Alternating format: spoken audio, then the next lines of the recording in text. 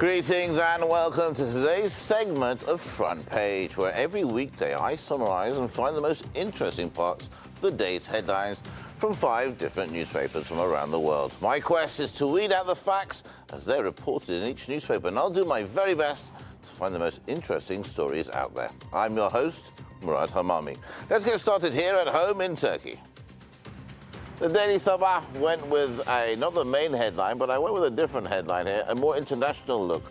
Brazil floods, mudslides kill 104, many more still missing. Of course, the Daily Sabah not only reports local news for you, but also records reports on the international news. Now, rescue workers are racing against time, searching for any remaining survivors among mud and wreckage after devastating flash floods and landslides hit the picturesque Brazilian city of Petropolis. As authorities said on Thursday, the death toll had risen to 110. Streets were turned into rivers and houses swept away when heavy storms dumped months' worth of rain in 3 hours on the scenic tourist town in the hills of north of Rio de Janeiro, where dozens still reported missing. Fears that the death toll could climb further sent firefighters and volunteers scrambling through the remains of the houses washed away in torrents of mud. Now, many of them in impoverished hillside slums, unfortunately. Now, it is the latest in the series, of course, of deadly storms to hit Brazil in the past 3 months, which experts say are being made worse by climate change. Now, amid the rising death count, local officials said 134 people remain missing, with many feared trapped in mud beneath this German-influenced city nestled in the mountains above the city of Rio. We put together a small package for you. Take a look at this. In Petropolis, Brazil, residents gather in what used to be their neighborhood. With shovels, buckets, and hose, looking for the remains of their loved ones buried underneath the rubble and mud. A resident named Hilda lost her nephew and his daughter. Everything is lost. There are no signs of them. The only thing we found are clothing and debris. More than 500 rescue workers were still searching for possible survivors Thursday, according to emergency services, after devastating mudslides swept through Brazil's eastern city of Petropolis, killing over 100 people. Officials say at least 13 children are among the dead. Longtime resident Maria José Dante de Araujo is in complete shock. I've lived here for 44 years. I've never seen anything like this. To die this way, my friends have all gone. My friends all died. I'm very sad. My heart is with those buried beneath the dirt. The downpours, which on Tuesday alone exceeded the average for the entire month of February, caused mudslides that buried homes, flooded streets, washed away cars and buses, and left gashes hundreds of yards wide on the region's mountainsides. More than 420 people had to leave their homes, taking shelter in local schools and other makeshift accommodations. Rio Governor Claudio Castro compared the damage to a war zone on Wednesday. Brazilian President Jair Bolsonaro has promised to help the region and said he would visit the affected areas on Friday after his return from an official trip to Russia and Hungary. You're back again here with me. All right, so now the next newspaper I want to take a look at is USA Today. They've gone with an interesting story. Their headline goes, Congress is split on Russia sanctions. Interesting story, I found. I mean, most newspapers are just talking about the tensions on the rise, but the US, as the US, of course, seek to form a unified front for the European allies against Russia, lawmakers on Capitol Hill are struggling to reach an agreement on sanctions aimed at Moscow. The two holdups are what exactly to target and when. So a bipartisan group of senators led by Foreign Relations Committee Chair Bob Menendez, he's from the DNJ, and the ranking member Jim Risch, he's a Republican from Idaho, are at odds over the timing of the sanctions and how the Nord Stream 2 energy pipeline should factor in. Republicans are eager to slap sanctions on Russia now, while some Democrats agree with Biden administration and say sanctions should already be in place, whether Russian President Vladimir Putin offers another invasion or not. Now, Republicans argue that the Kremlin should face immediate repercussions for amassing more than 100,000 troops along Ukraine's border. Now, the issue of targeting Nord Stream 2 has proved challenging. Senators and aides, they say that the pipeline, which would carry Russian natural gas to Europe, is seen as a critical source of energy for Germany. But some critics argue that it will give Moscow an outsized influence over countries like Germany and Ukraine. Right, that's what the US Today is talking about. Let's take a look at what they're talking about in England. Now, the United Kingdom Guardian has gone with, again, I didn't choose the main story. I chose a story that was different from the main. This is an interesting one. MPs' interest groups get £13 million from private firms. I don't know a lot about this, but I know a little bit. Interest groups, more than 13 million has been poured into a growing network of MPs' interest groups by private firms, including healthcare bodies, arms companies and tech giants, fueling concerns over potential for backdoor influence. Now, to get a bit more information about this story, we have to go to the United Kingdom, and we're very lucky to be joined by former government aide in the UK, Mr. Leon Emirali. Leon, thanks for joining me. Good morning, Murad. It's good to see you. So this is a story that, I mean, obviously most front pages around the world are talking about Russia and Ukraine. You have a big storm coming up. I did notice that, but I thought that was a bit too local. But this caught my eye, this story. £13 million worth of aid for backdoor lobbying, I guess. But I don't really know much more about it. Maybe you could fill us in. Definitely, and it is very windy here, I should say.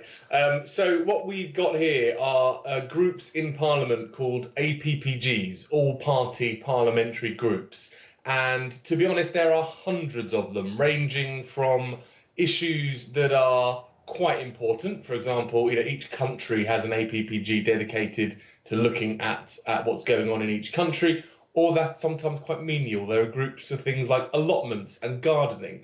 So they've long been used by lobbyists to gain influence and to start a dialogue, really, with interested MPs who might be interested, for whatever reason, in that particular topic. Now, APPGs don't really have any influence over lawmaking, over decision-making. They're very much a talking shop. And there's long been a bit of scrutiny about why they exist. Do they actually add any value to the parliamentary process? And quite clearly, private sector organisations are using it as a way to stamp their influence in Westminster, maybe try and shape the narrative in their own favour. And I think that there may well be a growing scrutiny on the funding of these APPGs and whether or not that is right, given that these private sector organisations clearly have an interest in influencing MPs. Okay, so is this, I mean, we hear about it, we see it in the TV shows of America,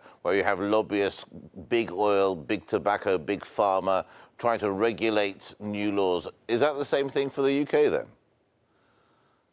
Well, it kind of is, but on a much smaller scale. So you've got the PACs in America, the political action committees. This is almost the equivalent. So, for example, if there is, and I'm sure there is, an APPG on oil, on tech, on arms, then it is natural that businesses operating in those areas want to play a part in those APPGs. They want to be able to put their own messages across and have a dialogue with the MPs that work in their favour. So, yes, it is similar to how the US operates in that respect, although in reality, like I said, they don't really have a great deal of influence, these APPGs, not a great deal of formal influence over policy making and legislations, but it's the informal influence that they do have, trips, hospitality, that sort of thing, that's obviously going to be worrying the British public and the reason for this story. Interesting. Leon, thanks so much for clearing that up for us. Always a pleasure talking to you, so have a great weekend. Thanks for your time. There you go. Thank you. Leon Emirali in the UK telling us about these £13 million that are going from these arms healthcare office or healthcare work or healthcare companies, should I say, some backdoor lobbying. Okay, we've got a couple of more newspapers to get through. Let's move on swiftly. We've got our next one. It's the Korean Times now. We've all heard about chip shortages, we've heard about supply chain bottlenecks. Korea Times have gone with a headline saying, Moon urges foreign firms to invest in chips, batteries and vaccines. Slightly different news for you here now. So President Moon Jae-in promised to offer tax incentives and subsidies to foreign companies in Korea that invest in the nation's strategic technologies, such as semiconductors, batteries and vaccines, and manufacture products contributing to carbon neutrality.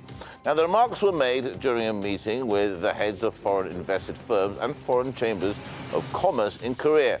The event was held to applaud foreign investment companies for a record $29.5 billion in investments just last year and asked them to continue investing in Korea. Now, the participants asked the government to simplify quarantine procedures upon arrival, although the president told them that Korea has ensured the stable movement of people and goods amid the pandemic without any lockdown measures. Okay, that was the Korean Times. They're looking for more investment, but $30 billion, or almost $30 billion, is certainly a lot of money. Okay, let's take a look at our final newspaper today. It's the Financial Times, the pink pages, the salmon sheets, as they're called. Russia poised to invade Ukraine. Okay, there's no way I could do the newspapers today without mentioning what's going on between Russia and Ukraine. This is, of course, the latest from the Financial Times. Joe Biden has warned that Russia is on the brink of invading Ukraine within several days, saying that the U.S. believes the Kremlin is engaged in a false flag operation to have an excuse to go in. Now, the U.S. president spoke to Kiev and Moscow and blamed each other for clashes in Ukraine's eastern Donbas region, incidents that the West fears will be used as a pretext for coordinated Russian military campaign. Now, Russia reiterated its threat to take measures of a military technical nature after it complained that the U.S. had twisted draft proposals of Moscow that Moscow had put forward to address the concerns about European security. Biden is set to discuss the crisis with the transatlantic leaders on Friday, and Antony Blinken, the U.S. Secretary of State, invited his Russian counterpart, Sergei Lavrov, to meet in Europe next week to prepare for a possible summit of pivotal leaders to resolve mutual security concerns. Now, more on that. Late on Thursday, Ned Price, the State Department spokesperson, said Russia had responded with possible dates late next week for a meeting with Blinken, which the U.S. accepted conditionally on Russia not having invaded Ukraine. Now, speaking at the White House earlier on Thursday, Biden offered a bleak assessment of the situation, noting there was a very high risk of a Russian invasion. He went on to say, quote, "Every indication we have is there. They are prepared to go into Ukraine and attack Ukraine." He went on to say, "My sense," and I quote this, "my sense is it will happen in the next several days."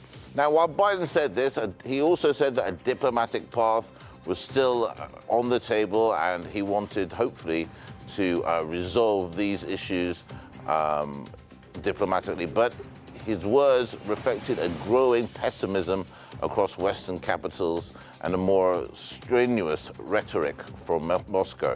Okay, now in a letter published on Thursday, Russia's foreign minister said that the U.S. had not given a constructive response to its core demands, which included calling on NATO to pledge never to admit Ukraine to roll back its eastward expansion.